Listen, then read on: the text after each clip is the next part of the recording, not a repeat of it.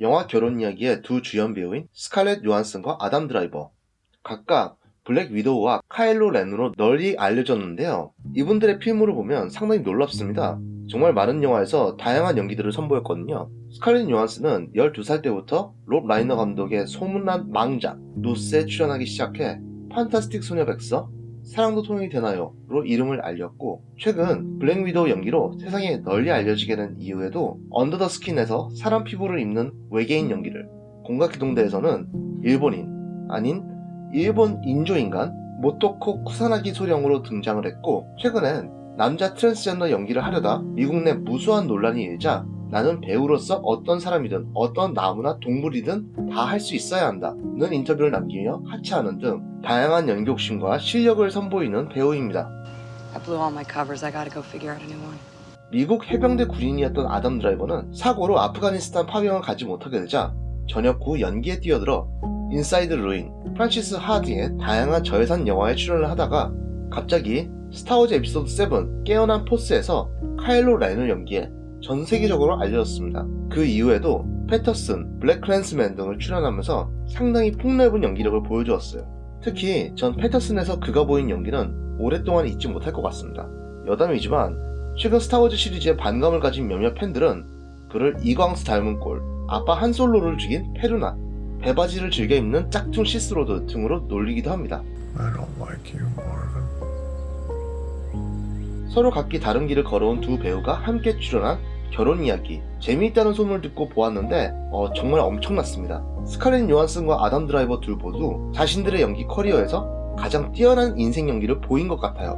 영화 제목과 포스터 분위기, 또한 네이버에서의 장르 소개로 코미디로 있는 것만 보면 마음이 따뜻해지는 휴먼 드라마라고만 생각할 수 있는데요. 실제로 보면 놀라실 겁니다.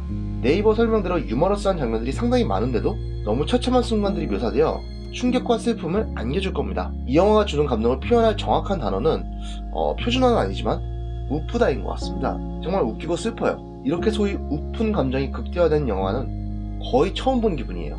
저는 이 우픈 감정 때문에 마음이 차올라서 여러 번 울었어요. 이 영화는 사실 아예 아무것도 모르고 본 게 가장 즐거울 수도 있습니다. 저처럼요. 그럼에도 대강의 내용을 알고 보시는 분들을 위해 일정 부분까지만 내용을 언급하며 감상 후기를 말해보고 엔딩과 주요 장면들을 포함한 스포로 영화에 대해 이야기해보겠습니다. 영화는 부부가 서로의 장점을 이야기하며 시작합니다. LA의 배우 가족에서 태어나고 자라 상업영화에 출연해 이름을 알린 니콜은 남편 찰리를 만나 뉴욕으로 삶의 터전을 옮기고 감독인 남편과 함께 연극 무대 위에 오르고 있습니다. 니콜은 어떤 상황 속 어떤 사람들과의 이야기도 잘 들어주는 여유와 정이 넘치며 8살 아들과 말 그대로 지칠 때까지 놀아줍니다. 정리를 잘 못해 청소, 설거지 같은 집안일은 남편 찰리가 도맡아 하지만 남편 찰리가 잘 못하는 병 따기를 능숙하게 해낼 줄 압니다. 그리고 본인은 물론 남편과 아들의 머리를 직접 잘라주는 다정다감하고 소박한 아내입니다. 그리고 경쟁심이 매우 강한 사람이죠. 찰리는 아무것도 없이 뉴욕에 건너와 자수성가한 연극 극단의 감독으로 남들이 뭐라 해도 자신의 뜻을 굽히지 않는 강인한 정신력을 가지고 있습니다. 늘 스스로 무엇을 원하는지 확신을 못하는 니콜과 달리 찰리는 늘 자신이 원하는 결과를 이루기 위해 철저하게 계획하고 행동합니다. 찰리는 아들의 투정도 끊임없이 받아주는 다정한 아빠이고 영화를 보면 쉽게 눈물을 흘리기도 하는 감수성이 뛰어난 남편입니다. 그리고 경쟁심이 매우 강한 사람이죠. 이 둘이 얼마나 경쟁심이 심하냐면 부부가 8살 아들과 모노폴리를 할 때 애 앞에서 서슴없이 욕을 할 정도입니다. 이 둘이 서로의 장점을 이야기하는 곳은 바로 부부 상담소. 둘은 이미 서로에게 모종의 이유로 지르게 되어 이혼을 고려하고 있었습니다.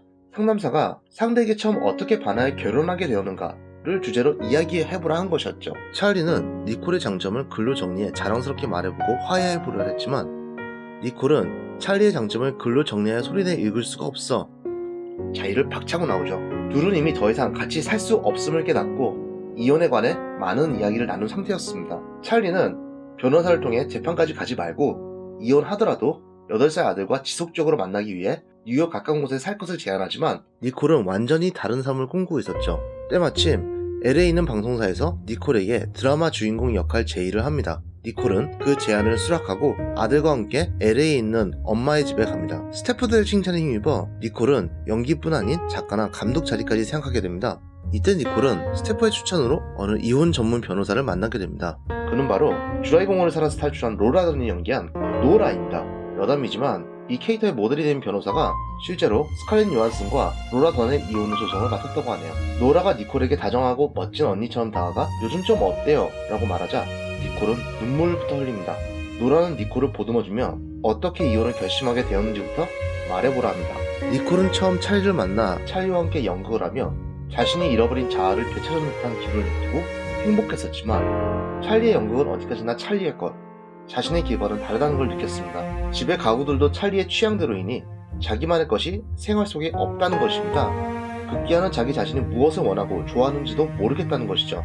그러하기에 니콜은 드라마 주연을 통해 자신만의 커리어를 시작하고 싶지만 남편 찰리는 그 드라마를 하찮게 여기고 드라마 출연료를 극단 운영비로 충당하자고 했습니다. 그 상황에 절망한 니콜은 결국 이혼까지 결심하게 된 거죠. 게다가 찰리가 외도까지도 했고요. 결국 노라의 도움으로 이혼 소장을 준비한 니콜. 이런 상황을 모르고 니콜에게 간 찰리는 장모댁에 가 장모와 반갑게 인사를 나누고 니콜의 언니와 장난을 치고 놀다가 소장을 발견하게 됩니다. 소장을 받은 찰리는 결국 시한 내에 변호사를 선임해 대응하지 않으면 양육권까지 모두 잃게 되었습니다. 찰리는 그가 그토록 싫어했던 변호인을 고용해야만 하는 상황에 처한 것이죠. 처음 부부가 서로의 장점을 말하는 장면에서 보인 풋풋하고 귀여운 이들의 일상과는 달리 영화는 상당히 어두운 이야기를 펼치고 있습니다. 하지만 이 어두운 이야기를 전할 때도 오프닝에서 풍긴 유머러스한 분위기를 계속 유지하는 것 같았어요. 이혼 서류를 전달한 장면이 그 예가 될 것 같은데요. 법적으로 자신이 남편에게 소장을 직접 줄 수 없다며 자신의 언니에게 소장 전달을 부탁하자 니콜처럼 연기자인 언니가 너무 긴장을 해 리허설을 해보려고 하고 옆에 있던 어머니가 그럼 내가 사위 역할 할게 하며 자금만담을 하는 장면에선 씁쓸하지만 웃음이 안 날 수가 없었어요. 말 그대로 우프죠. 또한 영화의 오프닝에서 보여준 니콜과 찰리의 개성이 영화 내내 더더욱 우픈 상황들을 만들어냅니다. 특히 둘 다 워낙 경쟁심이 심해서 이혼은 간단한 조정으로 끝나기 어려운 상황에 빠지게 됩니다. 그 시점에서 저는 상당히 궁금해지기 시작한 게 있었는데요. 이 영화 이혼에 관해서 이야기하는데 제목은 왜 이혼 이야기가 아닌 결혼 이야기인 걸까 하는 것이었습니다. 이 궁금증은 영화 가장 마지막 순간이 되어서야 알 수 있었습니다. 이제부터 스포를 말하게 될 것 같아요. 영화를 보지 못하신 분들은 넷플릭스에서 보시기를 추천드립니다. 가능하시다면 극장에서 보시는 걸 추천드립니다. 원만한 조정을 통해 조용히 이혼하려던 이 부부는 한 가지 아주 큰 쟁점사항이 부닥칩니다. 바로 8살짜리 아들을 뉴욕에서 기르는가 LA에서 기르는가에 관한 것입니다. 뉴욕의 삶의 기반을 둔 찰리는 아들을 뉴욕에서 키우고 싶어하고 자신만의 새로운 삶을 꿈꾸는 니콜은 아들을 LA에서 키우고 싶어하죠. 니콜이 고용한 이혼 변호사 노라의 실력이 워낙 출중해서인지 찰리가 어렵게 구한 이혼 변호사마저 니콜 측에 양보할 것을 권유합니다. 아들만큼은 절대 양보할 수 없었던 찰리는 자신의 전 재산을 털어 돈만 밝히는 양아치 변호사를 선임합니다. 젊은 시절 좋은 친구들에 나와 삥 좀 뜯어보신 분이죠. 이 변호사는 이혼 법정에서 3류 영화에나 출연하던 니콜이 드라마 주연을 꿰찬 건 찰리의 연극 덕분이니 드라마 출연료를 내놓으라 는 막말에 가까운 주장을 퍼붓습니다. 또한 니콜이 와인을 마시고 발을 헛디딘 걸 가지고 알코올 중독자라는 인신공격을 펼치며 양육권을 넘길 수 없다고 강하게 밀어붙입니다. 니콜 측은 이에 대응하기 위해 극단의 성공은 니콜이 없었으면 불가능했다며 찰리가 연극으로 탄 상의 상금 절반을 요구합니다. 또한 찰리가 스케줄 관리도 못하고 아들이 탈 자동차 카시트도 제대로 고정시킬 줄 모르니 아버지 자격이 없다는 인신공격까지도 합니다. 아들의 거처가 쟁점이었던 이혼소송이 상대에게 지지 않으려는 경쟁심으로 더 많은 쟁점이 생겨났고 더 큰 상처를 입게 되는 겁니다. 마치 아들과 함께 놀아주다 싸움으로 끝나던 모노폴리 게임처럼 말이죠. 아들을 모노폴리, 즉 독점하려는 의도로 시작한 이혼이 아닌데도 변호사들의 개입으로 아들을 독점해야만 이기는 싸움으로 변한 겁니다. 그 과정에서 변호사들은 니콜과 찰리의 말을 상대방 흠집낼 소재로 활용하며 서로에게 계속 마음의 상처를 남깁니다. 한편 이런 소송 와중에서도 둘은 서로를 돕고 의지할 수밖에 없는 장면들이 나와요.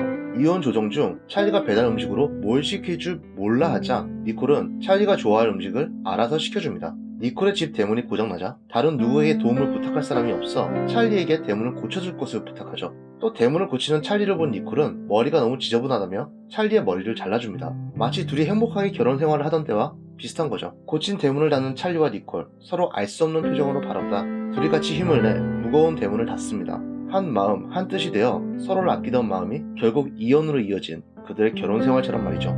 니콜은 LA에 새 집을 구한 찰리를 찾아가 같이 대화를 통해 문제를 해결해보자 합니다. 찰리는 좋다고 하고 대화를 시작해보려 하는데 정적이 흐릅니다. 서로 눈치를 보다 니콜이 찰리에게 내가 왜 LA에서 살려는 건지 이해가 되니? 라고 묻자 찰리는 몰라? 라고 하며 니콜의 신경은 긁기 시작하죠. 맨 처음 뉴욕에서 이혼 조정을 할 때 적극적인 찰리와 소극적인 니콜의 모습과는 완전히 반대된 상황인 거죠. 또한 상황이 양쪽 너무 중대해지니 어느 한쪽이 자유를 박차고 일어날 수도 없는 겁니다. 서로 어떻게든 싸워 상대를 이겨야만 하는 것이었죠.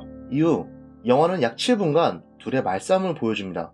처음에는 서로 간의 입장 차이를 말하려 하다가 재판 쟁점과는 상관없는 인신 공격들이 이어지고 같이 살아온 시간들을 원망하고 저주하게 됩니다. 급기야 찰리는 니콜에게 난 진짜 네가 정말 죽었으면 좋겠다. 우리 아들한테 아무 문제 없다면 네가 병이나 교통사고로 죽었으면 좋겠어 라는 너무 심한 말을 해버립니다. 아들의 이름을 말하는 아주 짧은 순간부터 그의 목소리가 쉬어갑니다. 눈물 범벅이 된 그는 결국 그 자리에 주저앉아 버립니다. 찰리는 처음으로 미안하다고 말하죠. 그런 찰리의 모습을 본 니콜도 마찬가지로 미안하다고 합니다. 저는 이 장면을 극장에서도 보고 넷플릭스로 2번은 더 보았는데요. 전 이 장면에서 볼 때마다 눈물이 났어요. 둘은 서로 사랑하다 헤어지는 연인도 아닌 서로에게 삶의 기둥이 되어주었던 부부였습니다. 서로 이혼에 합의한 이후에도 서로의 머리와 집안일을 걱정하던 특별한 조건이나 제한 없이 서로를 아끼고 의지하던 관계가 이혼 재판으로 인해 제한된 쟁점들을 두고 제로섬 게임을 펼치는 상황에 빠져버리니 없었던 원망도 생겨나 마음에도 없는 증오를 퍼붓게 된 겁니다. 결국 버틸 수가 없었던 거였죠. 아들을 뺏기고 싶지 않았던 찰리는 니콜과의 경쟁에서 지지 않으려 강한 모습을 보였지만 그걸 증명하는 과정에서 계속 상처를 입은 것이었습니다. 마치 날이 선 줄도 모르고 칼 묘기를 펼치다 자신의 팔을 가르게 되어버린 것처럼요. 둘은 결국 이혼하게 됩니다. 찰리의 양아치 변호사가 늘어놓은 궤변대로는 이루어지지 않았고 니콜의 바람대로 아들은 LA에서 살게 됩니다. 그 대신 찰리의 상급은 가져가지 않았고요. 긴 이혼 소송 후 찰리에게 남은 건 니콜과 아들이 없는 생활 속의 공허감입니다. 뉴욕에 홀로 남겨진 찰리는 가족과 함께 살 때와 달리 이발사에게서 머리를 자르고 세탁일도 스스로 하지 않고 유료 세탁소를 통해 하죠. 찰리는 극단의 친구들을 만나 혼자가 된 마음을 토로하다 스티븐 손더하임의 연극 컴퍼니에서 나온 노래 Being Alive를 부릅니다. 넘치는 사랑을 주고 관심을 요구했던 사람, 자신에게 깊은 상처를 주는 동시에 자신을 너무나 잘 아는 사람, 자신을 마비시키고 지옥을 경험하게 하지만 끊임없이 삶의 변화를 주던 자신이 살아갈 수 있게 한 사람, 바로 니콜이었습니다. 원래 노래는 누군가와 진지한 관계를 가지고 싶다는 어느 트랜스젠더의 마음을 표현했다고 하는데 조금 다른 감정인 찰리의 마음도 이 노래에 완벽히 맞아떨어지더군요. 한참 동안의 시간이 흐른 뒤 찰리는 아들이 있는 LA에 가 니콜을 만납니다. 니콜은 자신의 바람대로 감독이 되었고 그제서야 찰리의 입장을 알아가고 있다고 말합니다. 찰리는 아들 곁에 있기 위해 LA에서 삶의 터전을 잡아갑니다. 경쟁에 사로잡혀 하지 못했던 서로에 대한 이해를 이혼하고 나서야 하는 것이죠. 그 집에서 찰리는 아들이 어떤 종이를 읽는 걸 봅니다. 그 종이는 영화 첫 부분에 나온 니콜이 찰리의 장점에 관해 쓴 글이었습니다. 읽는 게 서툰 아들 대신에 찰리가 글을 읽다가 니콜이 글을 읽을 수 없었던 이유가 된 2개의 문장을 발견합니다. 난 글을 본 지 2초 만에 사랑에 빠졌다. 지금 이렇게 이혼을 이야기하고 있는 상황에서는 도저히 말이 안 되는 말이겠지만 난 평생 그를 사랑할 것이다. 이 문장을 통해 찰리는 깨닫습니다. 니콜에게도 찰리게 니콜만큼이나 소중했던 사람이라는 것을 알게 된 거죠. 그리고 찰리가 주도했던 결혼 생활로는 그 사랑을 이어갈 수 없었다는 것을요. 마지막, 신발끈 풀린 채 아들을 안고 걷던 찰리에게 니콜이 달려가 풀린 신발끈을 묶어줍니다. 이들의 결혼 이야기는 이혼으로 끝났지만 서로를 신경쓰고 아껴주는 그 마음만큼은 니콜이 말하지 못한 그래서처럼 계속되겠죠. 이혼 과정을 말하는 이 영화가 이혼 이야기가 아닌 결혼 이야기인 이유는 이혼을 통해 결혼의 모습을 온전하게 보여주기 때문입니다. 결혼 생활을 위해 각자 포기해야 했던 꿈들과 서로에게 의지하며 보낸 행복했던 생활들을 알 수 있는 것이죠. 영화는 관객들이 찰리와 니콜의 이혼 이야기에 빠져 결혼 이야기를 못 보는 일을 방지하기 위해 지속적으로 자연스러운 유머를 던지며 비관적인 감정에 함몰되지 않도록 한 것 같습니다. 그 결과 웃고 울면서 상황을 더욱더 몰입하며 지켜보게 되는 우픈 감정이 영화에 가득한 것 같습니다. 결혼 이야기는 스칼렛 요한슨과 아담 드라이버의 파괴적인 연기뿐 아니라 세밀하게 준비된 각본과 연출이 모두 함께 빛난 영화입니다. 이혼은커녕 결혼도 못한 저에게도 많은 여운과 감동을 주었다는 건 영화가 지닌 전달력이 정말 어마무시하다는 뜻이겠죠. 저는 아직 이 영화의 감독을 맡은 노아 바움백의 전작 프란시스 하를 못 보았는데요. 이분들의 전작들도 보고 싶어졌습니다. 그리고 노아 바움백의 다음 영화들도 기대하며 리뷰 영상을 마치겠습니다. 마지막으로 영상을 재미있게 보셨다면 구독 및 좋아요를 부탁드립니다. 영상을 만드는데 정말 큰 힘이 됩니다. 앞으로도 열심히 하겠습니다. 감사합니다.